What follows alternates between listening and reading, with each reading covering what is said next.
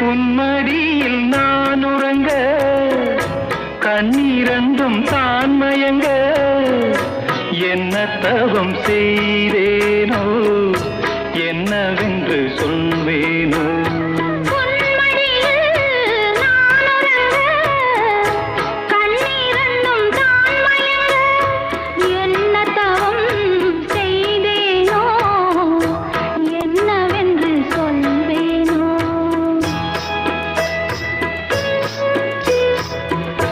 ஏழ் பிறப்பும் இணைந்திருக்கும்